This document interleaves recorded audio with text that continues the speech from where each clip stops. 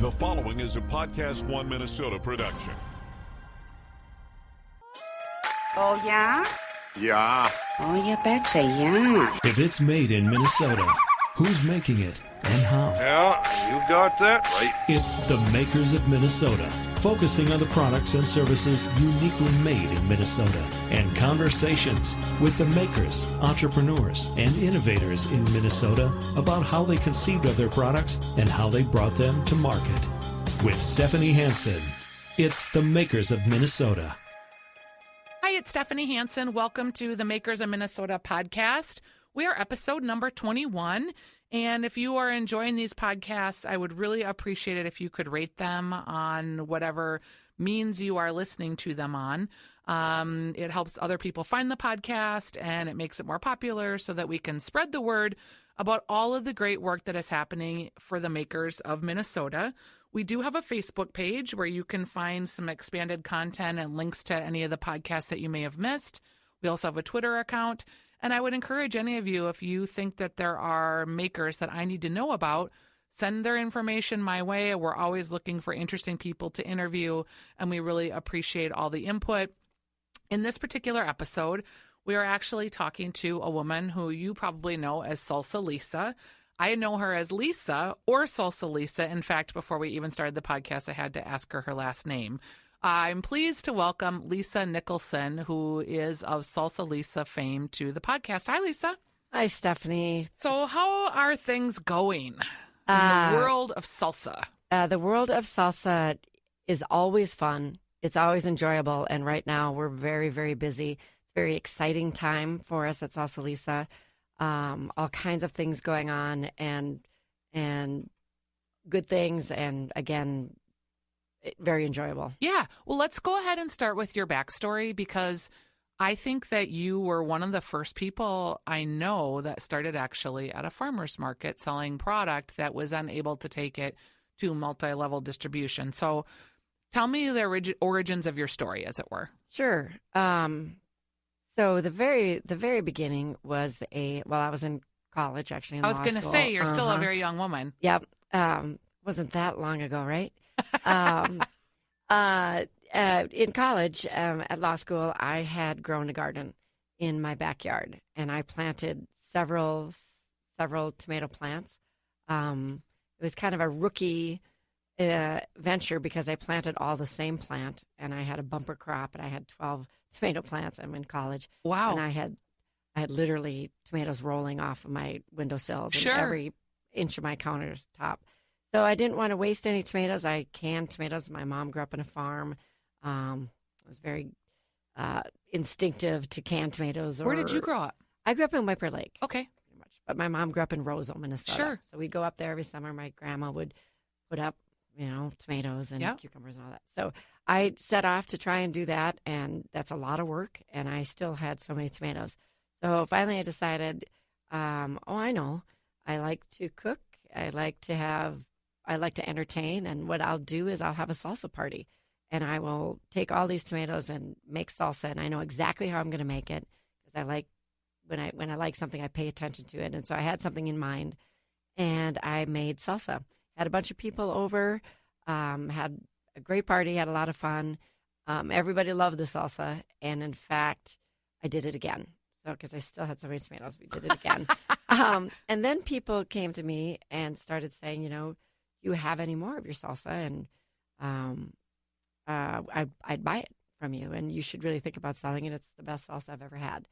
So as I'm getting through the school year and trying to study for my finals that spring, it's on my mind. Too many people have mentioned it to me. I'm distracted by it. I can't seem to focus. I look down on my study page, and I've got all of the drawings for the logo for Salsa Lisa, which is still the same letters that are on the jar today. And so I thought to myself, this is so distracting.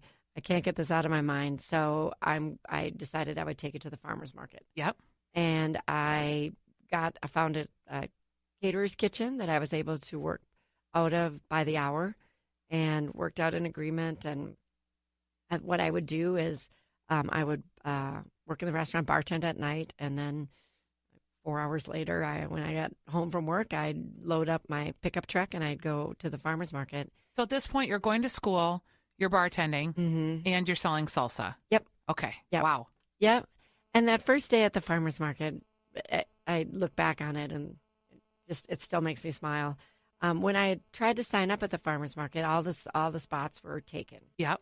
But the guy down there said, we often have spots open up. So tell you what, just show up Saturday morning, and I'll let you know. He said, so I did, and he said, okay, stand over there and by the chain link fence. It's dark at this point, it's before dawn. Were you at the Minneapolis Farmers Market? Yeah. Okay. Yeah. Go stand over at the fence, and if something opens up, I'll let you know.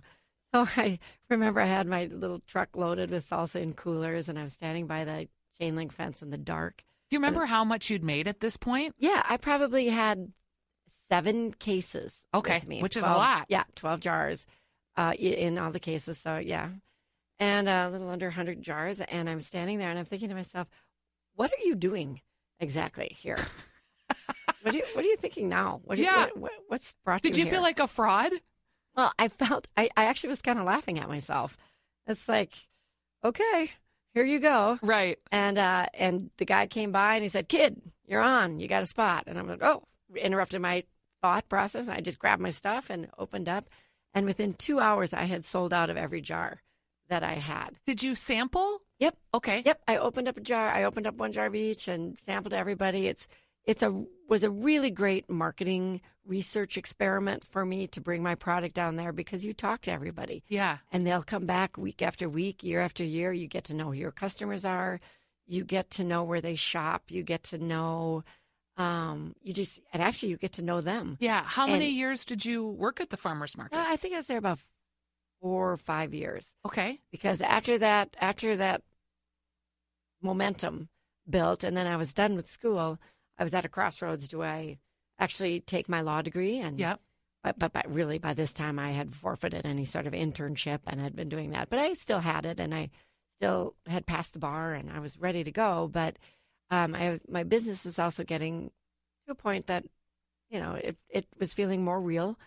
And so at that point... Can I just ask you a question? Were your parents dying that you'd gone to law school, you had the bar, you passed the bar, and here you are selling salsa at a farmer's market and thinking, oh, this is going to be my business? Right, exactly. There was probably some head scratching. Yeah. But also, actually, it was after that first year that I did that. I went back to law school. And then after the second year, and you come back into that super type A environment, and everybody, checking everybody out. Like, what'd you do this summer? Yep. And where'd you clerk or where'd you intern? What'd you do? And they'd come to me and I'd say, well, I went down to the farmer's market and sold salsa out of the back of my pickup truck like a carny. And that's what I did and bartended all summer. And they just kind of look at me and I'd be like. And at this point, did you have a relationship with farmers that had product, or were you still growing the product at home?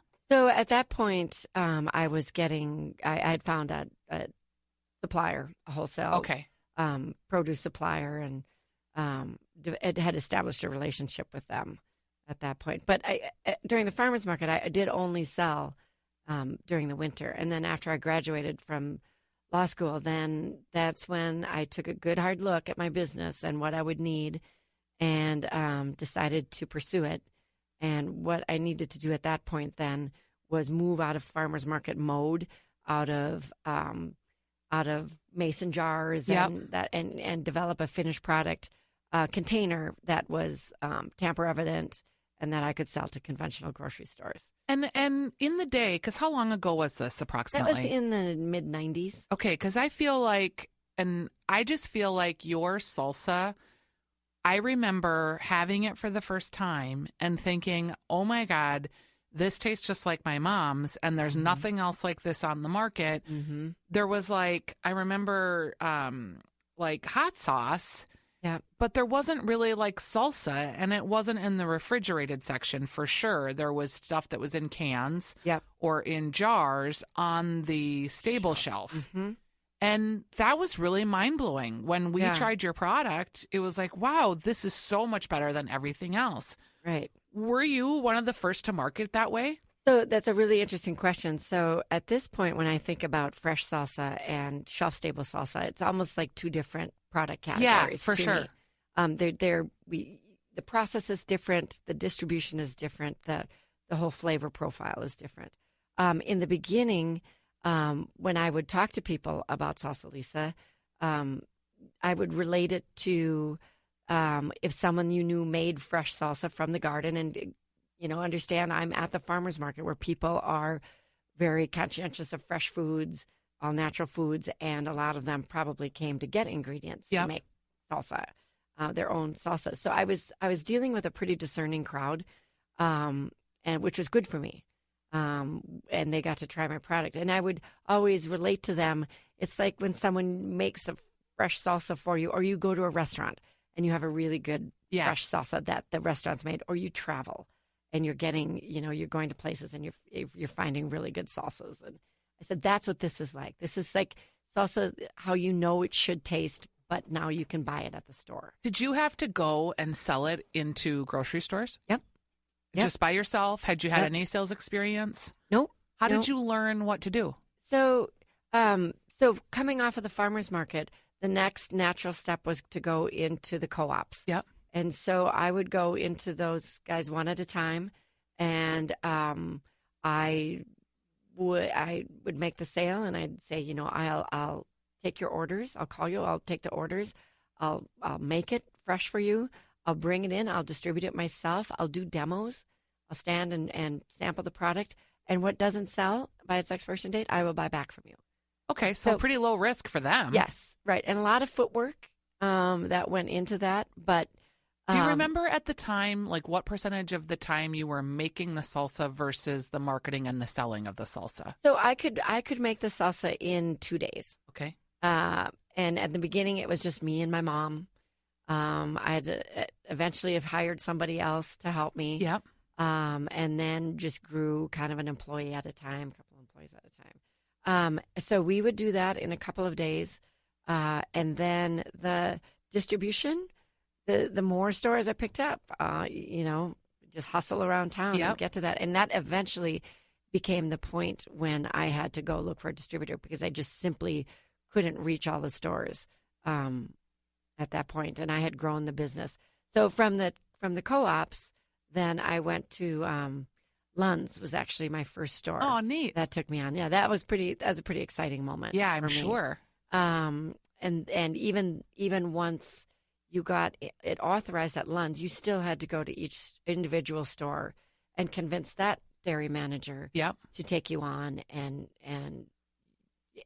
go through that sales process over. Do you remember the first check you got from a grocer? I think more I remember the money from the farmer's market because I would just have a pocket of cash and then I would just reinvest all of it, just constantly. Okay, now. So how long do you think you were working and investing in the business before you took money for yourself out of the business? That's always a super important question. And when people ask me about starting out, make sure I always booked what I should be paid. I always made that part of my expense. You did from the very beginning. Yeah, well, not from the very, very beginning because it was more fun. But once you get to a point and you draw up a business plan, and when I got my first SBA loan, and when you're structuring the cost, yes, you have to put that in. And otherwise, I would tell people, otherwise it's just a hobby. Yeah, I think that's a really interesting piece of advice because a lot of people pay themselves last or never. Yep. So I don't want to get ahead. So now you're in Lund's. Mm-hmm. You're still making things in this commercial kitchen and you're working with a couple of employees. At what point, did you run out of that? You can't make it at a commercial kitchen anymore and you need to have a factory. So it was a really nice transition for me from that catering kitchen because as my business grew, the space right next door to her opened up and she needed more office space. So she took half and I took the other half. Oh, cool. Yep. We opened a wall in between. And so I didn't need to duplicate all of the washware equipment and things like that. So I could build a very specific kitchen for salsa production. We shared employees. When her lunch catering business was over, her employees would come in, they'd clean up, and then they'd come work for me. So I'd stagger my day. That's cool. Yeah. So it dovetailed. We just, I didn't get too Did her far. business grow at the same time? Mm-hmm. Mm-hmm. Excellent. Yep. And I didn't get too far ahead of myself then as far as overhead. Just kept it all very sales, in line with what sales were. So I built that first kitchen, and within 5 years had outgrown that space. The next kitchen that I built was quite a bit bigger. Right. And that was more of a jump. And that's when the SBA loan came in. And that's when I was there at that next kitchen for 10 years. So let's talk about the SBA loan. I had an SBA loan. You've had an SBA loan. I think people are surprised that to get an SBA loan, you A, need a business plan, Mm-hmm. B, proven track record of success, Yes. and then you still have to sign your house or whatever Yep. collateral you happen to have in order to get the loan. Were you surprised by that? Yep. I was too. Yeah. I felt like, wow, I've really arrived. I've got money in the Mhm. bank. I've got a solid business plan. The business I can show you, 5 years of growth, and you're still asking me to sign away from my house. Like, what is the point? Yep. And the rate isn't too No, great it either. wasn't. The rate was pretty high. Yeah. And I was surprised by that. And you think, how hard is it Yeah. to get cash? And actually, as a small business owner, that is the hardest part. And this was, I'm assuming, before the recession, too. Yep. 2008 was the recession. So Yep. were you finding that being a woman business owner, getting money was fairly easy? Well, after that first initial, that was easy only because I had a pretty good track record Yeah. at that point. And so I did have money in the bank, and I did have ongoing sales, and I had, my business plan included new sales and things like that. So You're making this seem really easy, and you're very smart, and the business is growing, and you're putting money in the bank, and you're paying yourself. Can you tell me about a time that it wasn't so easy and that you were, because I know that you've had them where you were just like, oh my God, I don't know if I can do this one more second. Oh, sure. Absolutely. And in fact, in the beginning, when you were talking about shelf stable and refrigerated, Yep. everybody knew what shelf stable salsa was. And so Pace and the other ones Sure. out there introduced the category. Then what I did was elevate it Mm-hmm. and bring a fresh offering to that, because everybody knew what salsa was. So Sure.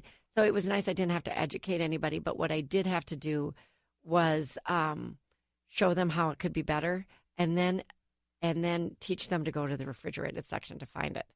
So Yes, I bet that was challenging. yes, so people would, I went to every store. I can't find it anywhere. I Ask still get people. questions about that Mhm. with, like, I talk a lot about Pam Powell's Salad Mhm. Girl salad dressing, which is also in the produce section. Yep. So that was always a challenge. But honestly, there's so many things, because we did everything start to finish. So whether it was production equipment Yep. going down, we were all, I always felt like we would just keep hobbling forward. We can do it. We're still gonna. I remember a day when we were getting to the end of production, and we had for the week, and we had our last roll of labels that we needed to put on. The other order was on order, but still hadn't arrived, and we get to this last roll in the box, and it's wound the wrong way. So all my labels, I can't. We've got all the salsa made, everything's sitting there, the orders, So scratching your head and looking at it and deciding, wait, I'm going to turn this roll upside down. We're going to turn every jar upside down, and we're going to label everything upside down. We'll get it out the door. I mean, there's always challenges and equipment going down, and how do you do it? And, oh my gosh, all kinds of things. Did you get to where you could fix your own equipment to some degree? Yeah, I feel like I have an honorary mechanical That's my engineering husband too. degree. Like he could fix almost all of the equipment we Mhm. had if it wasn't, there was some computerized stuff and software, but Yeah. like the belts and the, Yep. they would just be like taping things together Yep. to keep it going. Just, yep, can do. And actually, one of the bigger challenges I had was I got a huge account, and national account. Yep. And it was such a great moment for me. But then what happened with the ordering, they would over order, and then they would just bill me back And I could tell they were ordering too much. It's like, oh, that's way too much real hot. Can I gatekeep this for you? And, oh, no, we're going to stick with our order. And I'd spend all the money to send it out all over. And then they had overordered and they would just bill me back. And I was thinking, oh my gosh, I'm going to go bankrupt. So how did you manage that? Did you have to have a real frank conversation with them? And yeah. And it was nail biting though, because you don't want to lose this account. You know, this is your big moment to have all this credibility, but they're literally bankrupting you in the process. Wow. So yeah. Okay, so you have to call the person who's doing the ordering and say, you have to trust me. You're ordering too much. I can't afford to keep floating you all this fresh salsa product. Yeah. Good for you. When you think about were you feeling competitive at this point? Were there other fresh salsas coming online? Because I know there have been throughout the years. Yep. Yeah, salsa was kind of slow to that. It was much more regional. It feels like it's only been in like the last 5 years that I've seen other fresh salsas. Yep. And when I was selling at the farmer's market, I never thought of my product as specialty or gourmet. I wanted it to be in everybody's cart every week. Yeah. I wanted that price point. I wanted that interface with the customer. I wanted that access on the shelf. And I thought about it at that time as there isn't anybody out there doing this on a national level. And I haven't had anybody else's salsa that I think competes the way mine does. I was all natural, using fresh tomatoes with an extended shelf life. Yep. And all of those things were very marketable and made me different and made my quality higher than everybody else that I saw that I was competing against on the shelf.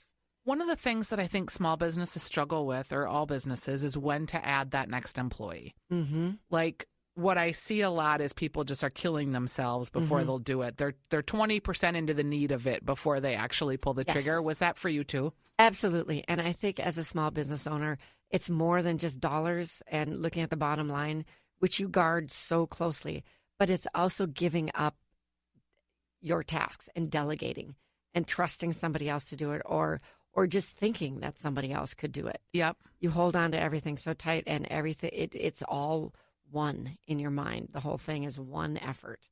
And I will say that one of the things as I've grown and gotten to the level I am now, one of the most satisfying parts of being a small business and employer is actually employing good people. Yeah. And working with somebody that works alongside with you, and you bounce things off, and having good people around you. It's so satisfying, and it feels so good. It's funny that you say that, because I think in some ways employees are your biggest challenges, but in the other ways they're also your biggest reward. And, you get a real sense of that you can't do this business alone. Right. And you value those people that are with you. Yep. And you want them to stay with you, and it's hard to take care of them, and yet you need to take care of them. And it's like, you just lay in bed. I remember, many of our employees were with us from the time they got out of college until, 12 years later, when they were grown men and women. They'd been married, they'd had children, they owned houses. Yeah. I would lay in bed at night sometimes and think, oh my God, we got to keep this all going because there's so many mouths to feed riding on this. Yes. Do you think about that? It's a huge responsibility. And so I will admit that when I said that I would put myself on the books and always pay myself, I wouldn't necessarily always cash those checks. It really? became, right. Well, I would eventually, but getting cash and the fear of not being able to pay my employees. Yeah. If anything got tight, or Did you have a formula of how much money you should keep in reserves for just that type of situation? I liked to buffer. We had a 3 times payroll. Yeah. Sort of our rule once we got up and going. In the beginning, it was 1.5. And we kept that for a while. But when we finally got to where there was a little more cushion, 3 times payroll was always our number. Yep. And that felt like it gave us enough cushion that if you had a bad time or if something happened in the economy, that we could try and recover and cut expenses or do what we needed to do. Yep. Did you do all of your own marketing? Yes. Tell me about that. How did you know how to? I mean, that's a real skill. So I wouldn't say that I'm any good at it. But But what I will say, there's these sort of three different ways you can market a product. You can either be the cheapest one out there, price. You can either market by price. You can market by hype. You can create the buzz, or your product markets. You've got a product driven brand, and that's where I am. It's that the salsa itself is so good, product driven, and so my job is to make sure that quality always stays in that level. That all the decisions we make producing that product are true to what we know is creating the sales. The fact and that you must have to keep sampling all the time. Yeah. Yep. It was all so we'll do in-store promotions and things, but the whole time building this business, it has been demoing and getting people to try it. And salsa is one of those categories it becomes personal. That's my salsa. Yep. And so another kind of built-in piece to that is that if that became your salsa, if you tried it and loved it, then you would tell other people about it or you'd share it. And so that built a lot of business here in this market for sure. When you started in a glass container when you started in grocery, and you've since moved to a plastic container. Yep. Can you tell me about that transition and why you made that switch? And was it difficult, and did you have to change your manufacturing? So initially, I sold at the farmer's market in mason jars, in glass jars. And so I was in pints and quarts. And when I went to, and that's because I could go to Mills Fleet Farm and buy them by myself and get that going. So even though I wasn't a canned product, I had that, homemade look. And, and it was, I was in a licensed kitchen, but still, that's where it came from. So when I went and got my first tamper evidence, and like I said, when I had to build this machine and get a package ready for the conventional stores, I kept it in glass because that was what people recognized me. That's where, and because glass is 100%, not just recyclable, but reusable, and it was I liked it, and I had that metal lid. As I continued to grow at that level, the ability for me to get the glass started to get tougher and tougher because I'm not a big business, but I needed a steady supply, and it was really difficult to work within the glass industry. Yep. And very expensive. And it got to the point where glass is it takes a lot to produce glass, and there's a lot of material involved in that.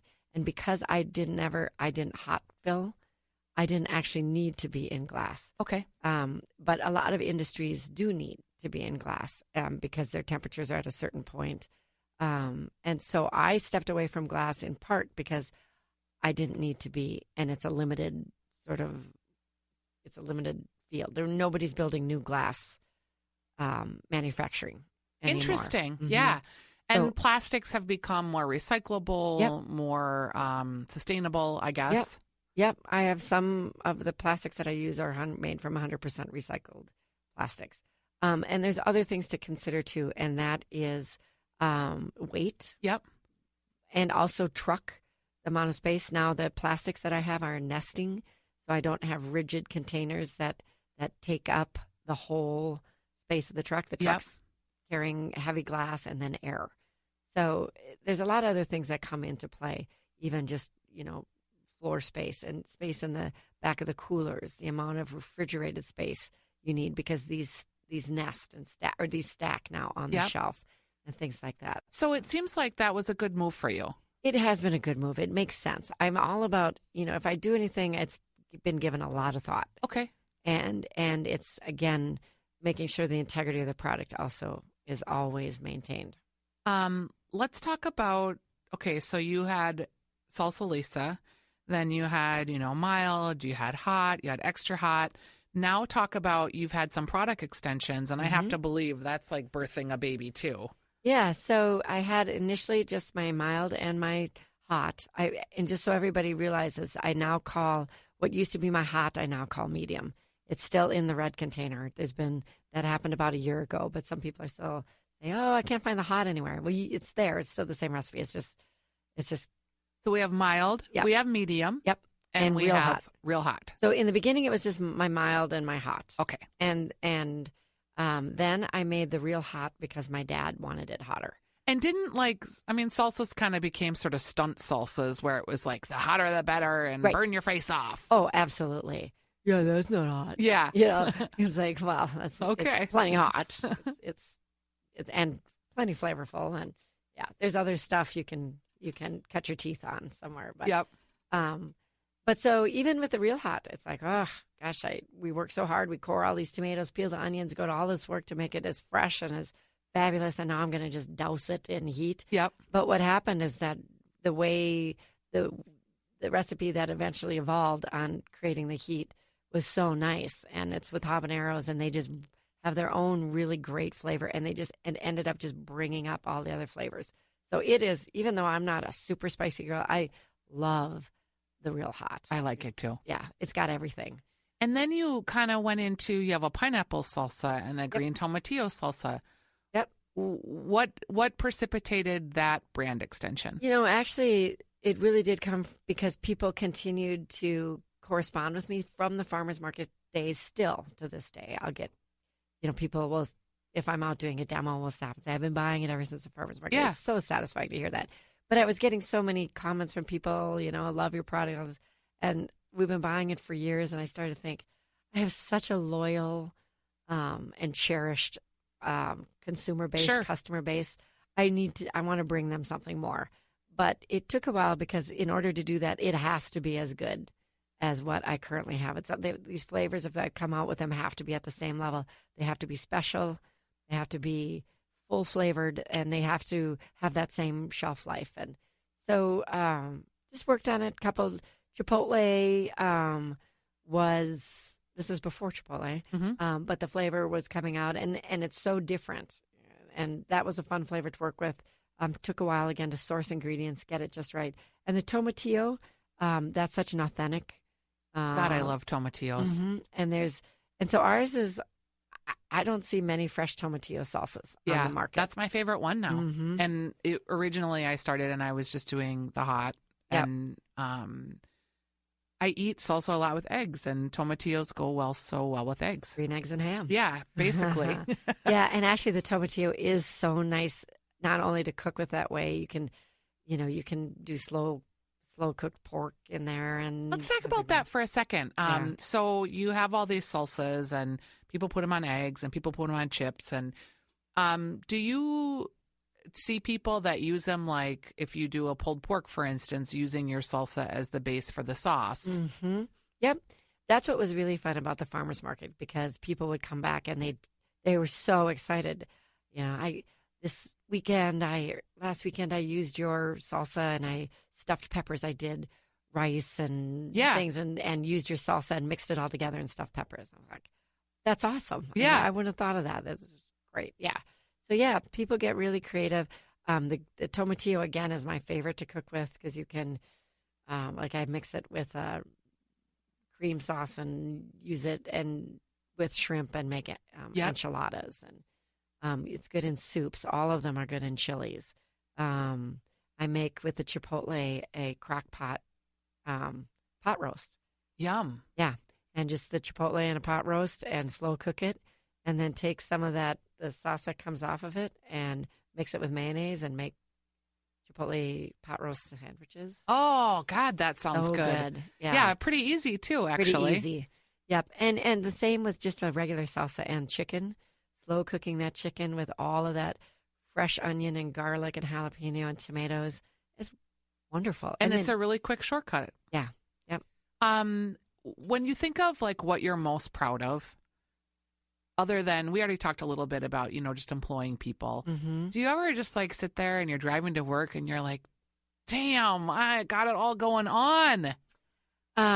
Right. So there is that employee thing that is very satisfying. Yeah. I have employed people over this time, and like you said, see them have, their families and grow and become a part of their life. Actually, someone said to me the other day, and this is just starting to happen, about the farmers market, your comment about, you're one of the few to have made that transition out of there. In a really big way. And it's just starting to sink in. Yeah. Actually, because we still work really hard. I still think of myself as a smaller business. I just because there's so many still the same people there, and we still do everything the same way. Mm-hmm. And we still take the same level of care, and we still only make salsa. We haven't become some kind of mass producer of things. Yep. We're still very focused on salsa. But I'm just starting to take a look around and starting to feel really proud of the places we've gone. And be pleased with your accomplishments. Mm-hmm. Yeah, I think sometimes it takes you till you get to, I don't know if that you've arrived, but like where it's just not such day-to-day man-to-man combat, you know, and you're like, okay, Right. like this has been a good journey. This has been fun. Right. I've done good things. Right. And that's funny you say that because we still go in day to day and there's still lots of challenges. Honestly, if this was easy, a lot more people would be doing it. Yeah, but of course. It's super difficult. But I don't want to say difficult. I want to say challenging. And every time we have a challenge, work our way through it, I just consider ourselves more valuable. Yeah. And have grown as a company. When you look around at the grocery store now, you have your cart and are there products that you like admire and think, wow, this is something that I think is up and coming? So I did a Meet the Maker event a couple weekends ago at the Roseville Byerly's. Okay. And so that's, all of people that have started their company. Yep. I remember walking around after I got done and so some of the others were still sampling, and I remember thinking as I walked through how impressed I was with all these other foods, these cheeses and bars and all these other companies that are making really good food out there. And what I'm really impressed with is our markets, and our stores that continually bring these companies in and allow these really craft products to come out and have a place to sell. I'm glad you mentioned that because I think sometimes as consumers we're like, oh, well, it'd be really nice if they had this. But I do feel like as a consumer that I have a voice and that what I buy and who I patronize and how I purchase things does make a difference. Yep. Particularly at the level of a farmer's market or a co-op. But then, you look at Lund's and Byerly's and Kowalski's and even, Whole Foods is having to carry local things in each of their markets. Yeah. That is because the demand that the consumer has placed on these stores. Yeah. And that is what allows someone like you or someone like me to have a product that is able to make it. Right. So I like to encourage people to try new stuff and continue to buy local if you can. Mm-hmm. Absolutely. I think one of my moments when you feel like you've arrived is when you call on Costco and they say, oh, we knew we were going to take you because we get so many consumer requests for you. Oh, that's so nice. I was thrilled. That's a big Salsa Lisa day right there. Yep. So, for example, with Costco, they do a good job too. So I'm in the regional. Yep. Not the whole region, but in the Minnesota region. Sure. So that our product is available for our the consumers that supported it all these years. So Salsa Lisa is over 20 years old, is that right? I guess so. It had such a humble beginning, and it's been so many different chapters, and I even feel like I'm in book 2 at this point. But yeah, I mean, it's interesting to think about that. And sometimes when people come up and ask, what would be your advice? And it's almost like, be careful what you wish for, because you really. The one of the hardest things is the ability to stay committed to something for this long. So if you're going to meet someone that's a maker, and you were looking at them now, people want to know, like, how much do I need to invest to make this go from, what's happening in my kitchen to at least farmer's market? Is there a number that you would give, like you probably need at least $20,000 or $50,000? Do you have any sense of what that number is for that person to do what you did? So, when I look at other people's journeys and the path that they're taking, for me, I think I took the most difficult path you could, and that is holding on to your production right from the very beginning, because I was fresh and there was never a co-packing sort of partner that made sense for me. Some of that has come up as of late. Yeah. Or more recently. Right. So there's more options, I think, for people to do co-op kitchens and things like that. And but then at the same time, there's also way more regulations coming into effect with new FDA and making it pretty difficult to get through all those. Yeah, and just the licensing and the packaging laws are a lot more strict. Yeah. So do you have a number that you would say if you were coaching someone? So I did it the hard way. The hard way, and built 3 different kitchens. To start my first kitchen, I would put that at about $40,000 to $50,000. Yeah, that's what I thought. To build that second kitchen was more like $500,000. Yep.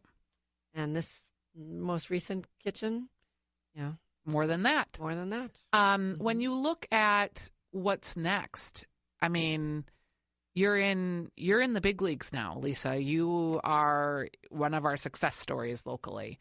What is next? Is it expanding to other markets? I remember you were saying you'd expanded somewhat recently to, was it Nebraska?